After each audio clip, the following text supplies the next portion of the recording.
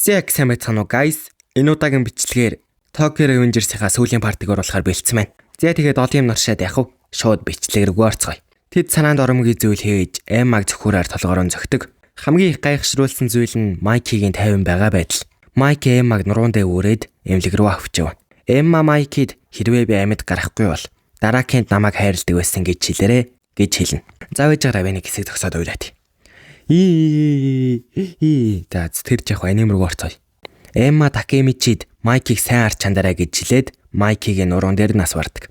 Кисаки өндөр барилгын өрөө дээр усан танкны дэргэд сууж Изана үзэгдэл орж ирээд Изана Кисакигаас чи Эммаг алах гэж гараа бохирдуулах ямар хэрэг байсан юм бэ гэж асууна. Кисаки асуултыг асуултаар хариулан чи үүнд санаа зовж байна уу гэж хэлнэ.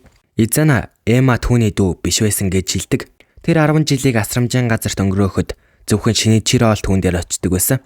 Зөвхөн Шиничирогийн хайрал түүний хоосон зүрхийг дүүргэдэг байсан. Тиймээс тэр Шиничирогийн хайрлсан өөрөөс нь бусад бүхнийг алах ёстой гэж үздэг. Дараагийн эмнэлэгт Эмма даавн дээр амьгүй өвтөж байхыг хараад зочирдож сэтгэлээр ундаг. Майки тасгийн гаднах хананд тулаа цохиогоо суучихсан байдаг. Такемичи гарч ирээд Майкиг хараад хажууд нь сууна. Дараагийн дасгаас гарч ирээд Майкид гарыг ярилцъя гэж хэлнэ. Тэр Майкигаас юу болсон юм бэ гэж асууна. Майки дуугүй чимээгүй зогсно. Тэр дахиад асуугаад Майкиг нэг зөхөн. Такемичи араас нь би Эммад хамгийн ойроос. Тиймээс намайг зөхөх гэж хэлнэ. Гэхдээ дараагийн үргэлж түүлэн Майкиг зөхөж түүн рүү хашгирна. Залуус тулалдаанд бэлэн байсан ч ахлагч, дид ахлагч хоёргүйгээр хөдөлж болохгүй. Жи буюу болон бусад хоёр хүн ахлагч, дид ахлагч руу уцтаж оролцсон ч холбоо барьж чадсангүй. Удалгүй Инупи моциклтойгоо ирээд муу зүйл болсон гэж хэлнэ. Такемичи Майкид өнөөдөр тулалдаан болох өдөр. Харин чи эсвэл дид ахлагчийн тушаалгүйгээр хүмүүс хөдөлж чадахгүй гэж хэлнэ. Такемичи Майкид Кисаки Эммаг алсан гэж хэлнэ. Такемичи Томаныг тулалдаанд удирдан орно гэж шийднэ. Гэвч яг явах гэсэн үед Эммагийн дасгийн гадна Хина уйлаа зогсож байхыг хараад түүнийг тавьшруулахыг оролддог. Такемичи эмнэлгээс гарч ирэхэд чи буюу моцикло унаад түүнийг хүлээж байлаа. Такемичи ба чи буюу эрчүүд цугласан газар ирнэ. Такемичи эрчүүдийг жагсааж удирдагчийн дүү нас барсан тухай зарлана. Эрчүүд удирдагч, дид ахлагч хоёр зүгээр байгаа эсхийг асууцгаана. Тэд хоорондоо ярилцаж өнөөдөр тулдахгүй ахлагч, дид ахлагч хоёр эргэж иртэл хүлээн гэж шийддэг. Такемичи тэднийг тулдахыг уриалдагч эрчүүд шууд эсэргүүцэн бүгд зэрэг буцаалах. Чи буюу ийм болно гэж таамаглаж байсан гэж Такемичи хэлдэг. Такемичи хүмүүсийн зөв байж магадгүй ч тэр өөрийн шийдвэрээ аль хэдийнэ гаргасан. Ганцаараа байсан ч тулалдаан болох ёстой гэж хэлдэг. Такемичи чи буюу хоёр бусдыг явж байхыг ширтэн зогсдол Акун ураг шалхаад би дагна гэж хэлнэ. Тэр чанга дугаар энэ үргэлж ийм байсан. Хизээч зугтаадаггүй ганцхан бол Такемичи гэж хэлдэг. Алхаж явсан бүх хүмүүс гимшсэндээ зогсцгоно. Тэд нэгээрээ эргээ ирж эхэлж удалгүй ихэнх нь буцаж ирээд хүмүүс эргэж нэгдэн бөөгнөрөх үед хоёр шархацсан ахлагч тэрэгэн цэртэйгээр хурж ирээд Такемичид Ангри Хаккай хоёрыг бас тулдахыг зөвшөөрөөч гэж хэлдэг. Эрчүүд нэгдэн Тооман гэж хашгирч эхэлнэ. За бичлэгээ дүргүүлэхгүй байж арай би нэг маш чухал зүйл хэлээд. Та бүхэн бичлэг яагаад юм ороагүйг гайхаж байгаах. Бичлэгнүүдийн зайг харуул заримдаа 1 сард нэг бичлэг, заримдаа бүр 2 сард нэг бичлэг оруулсан байгаа. Яагаад удаан бичлэг оруулахгүй авъя гэвэл аним гэдэг салбартаа би мотивашн унаад, шантраад ер нь хийх хүсэлгүй болчихсон. Тэгээд тоглоомын салбар руу орж үзлээ, стримийн салбар руу орж үзлээ. Аль салбарт нь мотивашнг болсон. Тоглоом руу ороод ойролцоогоор сая төгрөг, бараг саяас жилиг баг. Тиймэрхүү хэмжээний төгрөг скамдуулсан. Тэгээд ер нь бүх салбартаа шантраад мотивашнг болоод ер нь YouTube гэдэг зүйлээсээ шантраад хийх хүсэлгүй болчихсон байгаа. Тэгээд цаашдаа аним оруулах үгүй гэж за мэдэхгүй. За баярлалаа. Изана Токиогийн 5 том танхай бүлгийн удирдагчдыг бүгдийг нь цуглуулж бүр зодож балбсан байдалтайгаар өнөөдрийн үйл явдлыг гэрчид гэж дуудаж байдаг. Какучо Изанад аль хэдийнэ арга болчихсон байна. Томанчууд ярихгүй бололтой гэж хэлдэг. Тинжикүгийн том дөрвийн нэг Шон бид аль хэдийнэ 6 дугаар дивизийг өөртөө усгасан. Харин 2 болон 4 дугаар дивизийн ахлагчдыг бид өөрсдөө зохицуулчихсан гэж хэлдэг. Тэд Томаныг унгахдаа хэрхэн зал хэрэгэлснээ бахархаж ярилцаж эхэлнэ. Гэхдээ Кисаки тэдэнд Томанчууд ирнэ гэдгийг баттай хэлнэ. Гинэд орчин тэр жигтэй чимээгүй болно. Бүгд Томанчууд ирж байгааг ойлгов. Том маань Тинжико хоёр бие биерээгээ ширтэн зогсно. Кисаки контейнерын орой дээрээс Такемичиг баатар гэж дуудах бөгөөд угтаж явдаг. Том маань ч тоогоор маш их зөрүүтэй байна. Изана Вангуар тулаанаас эхлэе гэж санал болгоно. Шион урагш гарч ирээд өөрийгөө 9-р үеийн харлуугийн удирдагч Тинжикугийн том дөрвийн нэг гэж танилцуулна. Тэр Томоноос та нар хэнийг гаргах гэж байна гэж асууна. Нэг хүн урагш алхаж гарч ирээд Вангуардад тохирох цорын ганц хүн бол би гэдгээ хэлнэ. Пэян Такемичиг дайраа өнгөрч Шионд чи надтай нүүр толох болно гэж хэлнэ. Пэян өөрийгөө 3 дугаар дивизийн ахлагч гэж танилцуулна. Шион Томоныг ганцаараа буулгаж авна гэж томдом дугаараад байдаг. Тинжикугийн нөхдүүд Шион гэж хязгаарцгаана. Гэтэл бүүм Пэян Шионыг маш гайхалтай зохилтоор нам зохино. Томан ч тоогоор дутуу. Изанад хүрэхийн тулд зам гаргахад нилээдгүй хугацаа шаардна. Пэян галзуурсан мэттэй арж энэ араат нь чихээ юм бэ гэж Тинжикугийн эрчүүд асууна. Пэян Изана руу дайрахад Изана түүнийг зүгээр л нэг өшгөлтөөр талбай нөгөө зүр хүртэл нисгэнэ. Бид Изанагийн хідэн нөхдүүд зодож унгаж байгаад өрс рүү шилжиж гин. Одоо үе рүү буцаж ирэхэд Изана өөрийн баг болох Vicious Generation руу алхаж очиод одоо та нарын цаг гэж хэлнэ. Такемичиг горилла өчтөө Тинжикугийн тулаанч хайж зогсно. 1-р дивизийн гишүүд Такемичиг бүсэлж тулалдахад бэлдэнэ. Чи буюу араас нь гүйж ирээд гориллаараа өсөрж өшөглөөд чи миний өрсөлдөгч гэж хэлнэ. Vicious Generation бүлэг гарч ирээд Томаны хамгийн хүчтэй тулаанчдыг сонгоовч тулалдахад бэлдэнэ. Какучо Такемичид яагаад тулалдаанд ирснийг нь асууна. Такемичи түүнээс чи ямад юу тохиолдсныг мэдэж байсан уу гэж асуухад Какучо тийм ээ мэдэж байсан гэж хэлнэ. Такемичи би Коконоыг буцаан авч Кисаки Изана Тинжикугийн өвцгийг өшгөлнө гэж хэлнэ. Какучо Такемичид чи тулалдаанд хоцсон ч Коконоыг буцааж авч чадахгүй. Учир нь Коконой сайн дураараа Тинжикуд элсэн гэж хэлнэ. Инупи Коконоид буцаж ир гэж хэлгээд Коконой харин чи манайд ор гэж хэлнэ. Инупи Коконоид Аканед донцсноо боль гэж хэлнэ. Коконой уурлан Инупигийн цамцнаас заамдаа авахад Инупи Коконоийн гардаа сатгаж түүний барьцыг суллана. Коконой Инупигийн гидсэнд өшөглөөд би мөнгөний төлөө л амьдарсан гэж хэлдэг. Бид дараа нь өнгөрсөн үе рүү шилжиж Инупи ба Коконой хоёр 10 орчим насны хүүхдүүд байх үеийг харна. Акане бол Инупигийн эгч. Түүнээс 5 насаар ихч. Акане Коконоыг номын санд хичээл хийхээр дуудана. Гэхдээ тэр өөрөө унтчихсан байдаг. Коконой үнсэх гэж оролдтол Акане түүнийг зөөлөн зогсоогоод чи өөрийн хайрладаг хүнээ л үнсэх ёстой гэж хэлнэ. Коконой Аканед сэтгэлээ илэрхийлнэ. Акане түүнд би чамаас 5 насаар ихч гэдэг. Харин Коконой томрох тусам энэ насны зөрүү чухал биш болно гэж хэлнэ. Коконой түүнд би чамааг үүрт хайрлана, үргэлж хамгаална гэж хэлнэ. Акане эргэж хараад гэрлүүгөө орно. Коконой чолгүй амьдардаг тул гэртээ ортол нөгөө талд гал гарсан байхыг харна. Энэ нь Аканагийн гэрээ орчим гэдгийг ойлгоод гүйж очино. Тэр шатаж буй байшин руу орж Аканыг аврах гэж оролдож хэдэн минутын дараа мөрөн дээрээ нэг хүнийг тэрсэн гарч ирнэ. Тэр хайртайгаа баталсан ч харамсалтай тэр Аканыг биш Инупиг аварсан байдаг. Тэр Аканыг аврахаар буцаад гүйх гэтэл гал команд зогсоо. Акане Инупи хоёр эмнэлэгт хүргэгдэнэ. Гэхдээ Аканагийн биеийн байдал маш хүнд. Коконой Инупигээс Аканыг аврахад 40 сая орчим хэрэгтэй гэж сонсно. Коконой их мөнгө олох арга хайж эхлээд гэмт хэрэг рүү орно. Жижигхэн улгаагаас эхлээд баян хүмүүст бохир ажил хийх хүртэл нэг өдөр түүн рүү утас залгаж Аканай бурхан боллоо гэж хэлнэ. Эргээд Инупи ба Коконой хоёрын тулаалаанд шилжинэ. Тэд зохилцож үг сольж байгаад эцэст нь Коконой газар хэвтэнэ. Vicious Generation-ийн нэг гिच орж ирээд Инупид сорил тавина. Такемичи Какужо зохиж унахдаг ч тэр Кисакидэл тулалдахыг хүснэ. Муучогийн гэмт хэрэг нь тэр холимог тулаанчийг жуудоогоор нурууг нь хугарталан савцсан. Изана үргэлжлүүлээ тухайн үед Токиогийн хамгийн том бүлэглэл бол Roppongi Max Maniacs байсан гэж хэлнэ. Хайтаны ах дүүс тэдний толгойлогчдыг нэг-нэгээр нь ялсан. Хаккай Ангри хоёр Хайтаны ах дүүс нүдүүлж байна. Харин зодон үед өрнөхөд Хаккай Ангри хоёр хамтрах ёстой гэдгээ ойлгоод Little Brother Alliance гэж нэрлээд ах дүүстэр рүү дайрна. Бид хүүхэд Ангри уйлж бүг мөн зодуулсан бүлгийн дунд зогсох Исмайлыг харна. Исмайли Мицуяд Ангри дахиж хизээж уйлахгүй гэж амлаж байсан үеийн талаар ярьж өгöd. Тэр түүнийг битгий санаа зовж хэлнэ. Исмайли зөвшөөрөөд дахин нэг зүйл хэлэх гэж зогсно. Бид Ангри Хаккай хоёр Риндо Раннар руу дайрч бүг харна.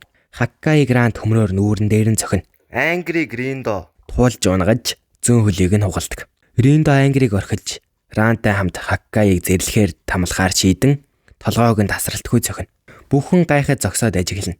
Смайли түүнд ангри уйлвал тэр 100 дахин хүчтэй болдог гэж хэлнэ. Хаккаиг зэрлэгээр тамалж байхыг хараад ангри уйлж Vicious Generation түүнийг шоолдог. Ангри хугарсан хөлөө газар чирэн гიშгэж байхад Риндо урагш алхаад дахин ангрийг тулж унгаах гэж оролддогч бүтлгүйтнэ. Хамгийн тэнэг нь ангригаас холдохын оронд тэр зогссоор байгаад ганцхан цохилтоор унана. Тэр Flash Step-ийн Rani ард гарan дахин ганц цохилтоор унгаана. Муучо ангрид сумо слайм хийх гэж оролдож ангри агаарт чилжиж Муучо ганцхан цохилтоор унгана. Муучо уурлан сэлэм гаргаж Томан руу дайрч дуусаагүй байна гэж хэлнэ. Какучо нэг цохилтоор Муучогийн галзуу байдлыг зохино. Гэхдээ ямар олон ганц зохидог гараад те. Бүр болохгүй л Сайтама хүртэл ирээд нэг ганц шаадаг гэдэг майр сүрэ хамгаалах юм энэ да. Бас эвгүй. Какучо ангриг эхлээд ганц л зохиж үргэлжлүүлэн Томаныг бүхэлд нь ганц цохилтоор зайлуулна. Какучо ба Такемичи хоёр хүүхэд насны найзууд. Одоо тэд эсрэг багт байгаа. Такемичи жижиг ярилцлага хийн Такно жицүү эхлүүлэх гэж оролдож байна. Гэхдээ Какучо сонирхохгүйгээр зохино. Тэр Такемичиг дасралтгүй зохино. Гэхдээ Такемичи маш зөхрөлтгүй. Яг л ингэрчиг. Тэр маш их зодуулсан ч бууж өгөхгүй гэж хэлсээр байдаг. Үүний үр дүнд Какучож ярих болж Такемичи боломжийг ашиглан зохих гэж оролддог. Гэхдээ Какучо хурдан эргүүлдэл үзүүлэн Такемичиг зогтдог. Чибую энэ үед орж ирээд Такемичид бууж өгөхийг хэлнэ. Тома аль хэдийн хожигдсан гэж хэлэхэд тэр хашгирч Тома ялагдахгүй гэж хэлдэг. Изана Какучодын тулааныг дуусгахыг хэлнэ. Гэхдээ Такемичи Какучо түүнийг алахгүй гэдгийг мэднэ. Тэр Изанад амандаа хэлнэ. Какучо ялна гэсэн ирмэлцэлгүй. Гисаки Такемичи рүү ирээд гал зэвсэг гаргаж Такемичи чиглүүлнэ. Үгсэн чамаагүй ялна гэсэн ирмэлцэлтэй эсхийг нь асууна. Толгой дээр нь буу тулгаад Такемичи хөдөлгөөнгүй айсан шинжгүй зогсно. Такемичи бүх итгэл мөрөөлөө түүнд даатгсан хүмүүсийг эргэн санаад асар их зориг авна. Учир нь тэр Гисакид буудаач юунаас дайж байгаа юм гэж асуудаг. Энэ нь Гисакиг уурлуулж Такемичиг хөлнийх нь хэсэгт буудана. Гэвч Такемичи зогсож бууж өгөхгүй гэж их зүйл ярьж эхэлдэг. Энэхүү үгс нь бүгдэд айдас төрүүлж Такемичи түүний гал зэвсэг рүү шууд алхаж очино. Одоо Гисаки юу хийхээ мэдэхгүй болж Такемичиг зохиж шалан дээр унгана. Тэгэхэд итгэмээргүй зүйл болдог. Шалан дээр хөвтөж байсан бүх Томаны гишүүд босч эхэлдэг. Хэдхэн секундын өмнө бүгд унсан. Сэрх найдваргүй байсан боловч ямар нэгэн ёр бусын хүч тэднийг бүрхсэн мэт. Тэр Гисакид маш үзэсгэлэндээ зохилт өгч шалан дээр унгана. Такемичи дахин зохих гэж байхад Изана гарч ир зохилтыг нь хаагаад өөрийнхөө зохилтоор Такемичиг зохидог. Такемичи түүн рүү гүйж очино. Гэхдээ Изана зөвхөн нэг л өшгөлтөөр түүнийг газар хаяна. Такемичи дахин босно. Тэр дахин гүйж, дахин өшгөлүүлнэ. Миний амьдралтаа харсан хамгийн аимшигтай зодуулалт.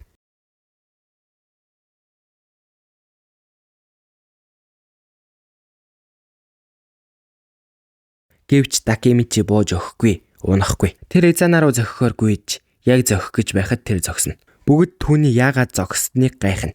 Такемичи хөндлөл үзүүлэн гараа өргөн би ялагдаагүй гэж хэлнэ. Тийм ээ, Майки ирсэн байж.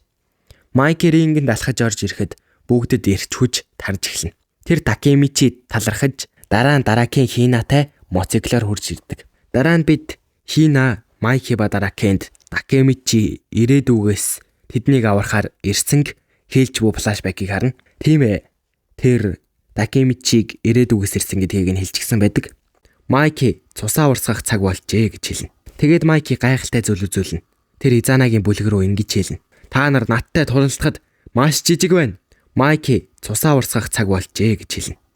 Майки Хина талархан тулалдахад бэлдэнэ. Тэд ярьж байх үед Изана гүйж ирж Майкиг өшгөлөхөд тэр чадварлаг хаадаг. Тэд өөдөөдөөс харан зогсож Майки төрүүлж өшгөлнө. Тэгтэл Изана хаачаал хөөх ямар сайн өшгөлтөө эдэргээл өөлөх хүүхдийн хошног урд өдрөө умалсан гэдэг шиг. Майки ахин өшгөлөхөд ахин хаагаад дараа нь тэд хөлөө зөрүүлв. Тэгээд Майки гүйж ирээд ахин өшгөлтөл хаагаад буцаага өшгөлөв. Тэгснэ би чиний бүх хөдөлгөөнийг уншин чадна нэтргээ гуцаад нөгөөдүүл чинь гайхаал би хүртэл гайхаал. Майки ахин өшгөлтөл би чиний бүх хөдөлгөөнийг уншиж чадна гэж чанаагүй. Майки Изанагаас яагаад Эммаг алсан юм гэж асууна.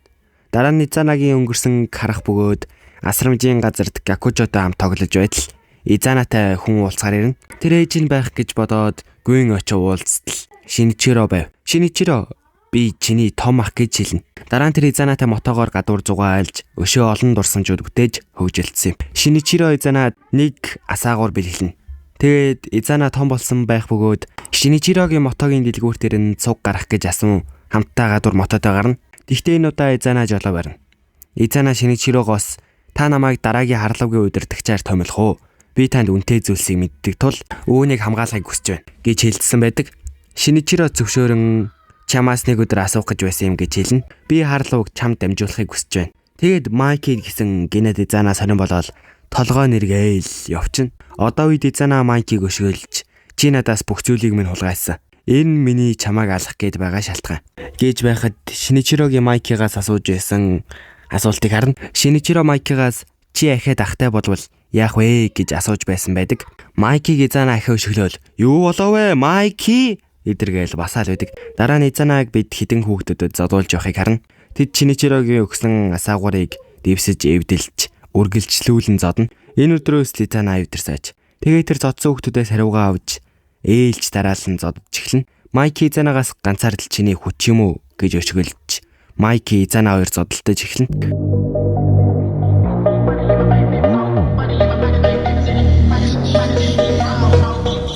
Изана Шиничиро Эма хоёр өгсөн.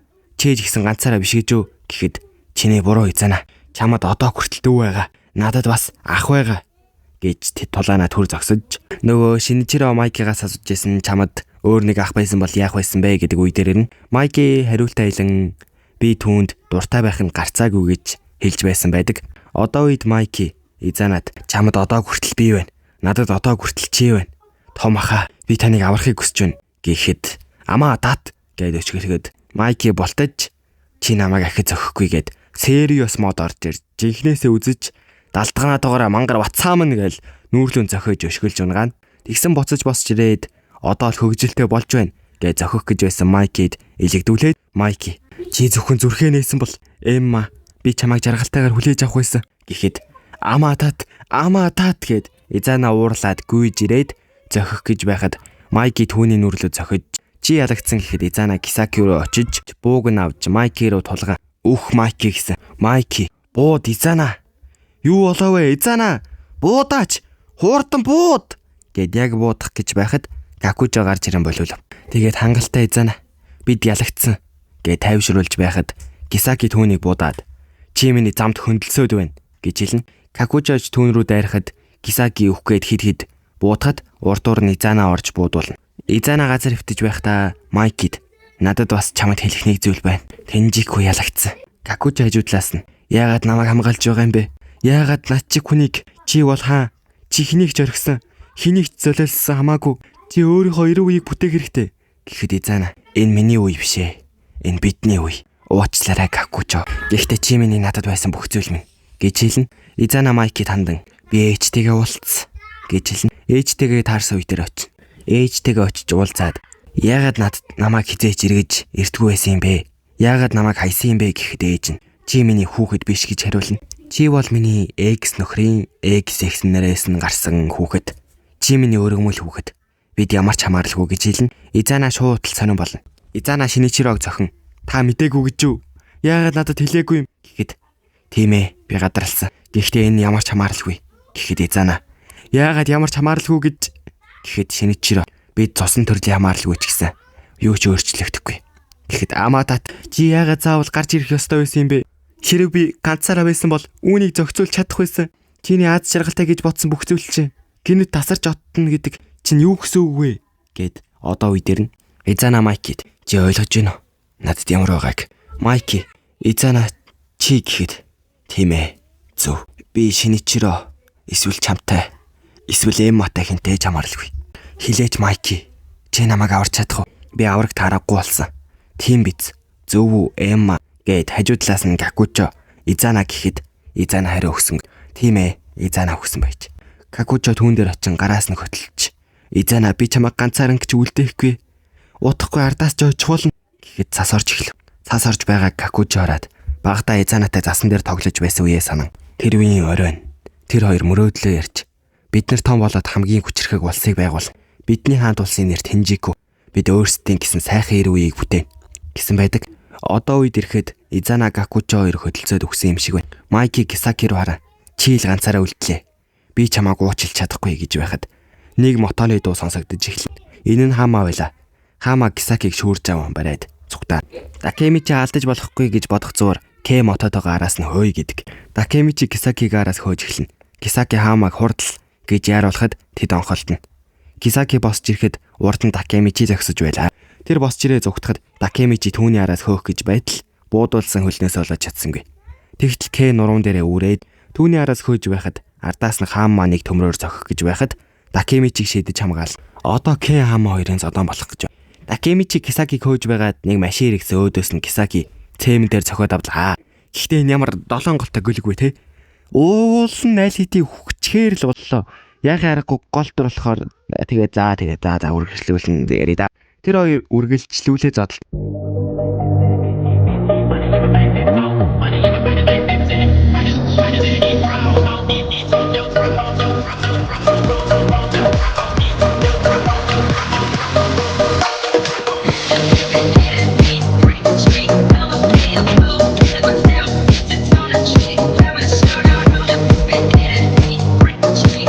Тэгсэн гинэт Кисакигийн ирээдүг хар. Кисаки чамайг мэдсэн юм аа. Чи энэ хугацаанд цаг хугацаагаар аялж байсан байна. Такемичи чи яагаад Хинаг бүх цаг үед алдаг юм? Хариулаач. Яагаад тэрнийг алдаг юм гэж байтал Хина Кисаки хоёрыг цуг байхыг харна. Тэгээд бүтнээр нь харж Кисаки Хинад сэтгэлээ илчилж бөгж өгж байна. Гэхдээ Хина татгалцсан юм. Кисаки Такемичи руу буу сулгаж Кисакигийн бага ангид байсан үеийг харна. Энэ үед Кисаки Хинад хайртай байжээ. Тэгтэл нэг өдөр нэг баатар гарч ирээд Хинагийн зүрхийг улгаалчихсан юм. Кисаки, Тачибана миний эмэгтэй. Би чам түүнийг өгөхгүй. Чи түүнийг авч байхын оронд би түүнийг алахыг сонгоно гэд ер нь л сайкоога. Яагаад? Би түүнд үнэхээр их хайртай гэд яг түүнийг буудах гэж байхад бууг нь өшгөлөөд өөрөө авчихдаг. Тэгээд би чамайг ахиж Хинаг алахыг зөвшөөрөхгүй гэд яг буудах гэж байхад Майки Хина хоёр ир. Кисаки далимдуулаад Такемичиг дүлхээд нэг зөхүүлээд зүгт. Такемичи түүний араас хөөгөөл тэр юу хийх гээд байгаа юм бол гээд цаг хугацаагаар аялах гэж байна уу гэж бодоод ахин би чамайг цаг хугацаагаар буцахыг зөвшөөрөхгүй гэтэл зогсоод цаг хугацаагаар буцгаа. Такемичи чи тийм биш гэж үү гэхэд би гэж байхад нэг ачааны мширээ мөрөгдөг. Кисаки мөргүүлээд босч ирээд тэгсэн энэ гар хөл энтер нь мушигралтаад эргэлтсэн байж байгаа харагд юм ба. Энэ үед Майки Хина ирээд Хинад Майки хараад хэрэггүй гэж хэлнэ. Энэ үед Хама Кен хоёрын тулаанд уусч байх бөгөөд ялагч нь Кен. Дараа насны тулааныг Кантогийн тохиолдол гэж нэрлэх болсон адил. Йокохама Тенжику болон Токио Манжи гэнг хоёрын нийт 500 хүмүүсийн мөргөлдөөн болсон юм. Энэ мөргөлдөөний үр дүнд 5 хүн баривчлагдаж 3 хүн өгсөн юм. Баривчлагдсан 5 нь Тенжикугийн 5 офицер. Өгсөн 3 нь Эмма Сано, Изана Курокава болон Кисаки Тэда. Дараа нь Гакучо жүхээгүй байх бөгөөд Такемичи Гакучог эргэж ирж байгаагаар энэхүү анимеийн season 3 тогсно. За тэгээ season 4 гэж байхгүй болохоор надад season 4-ыг нэхэд байваа. Тэгээд дараагийн бичлэгээр уулзлаа. Түр баяртай. Peace out. Bye.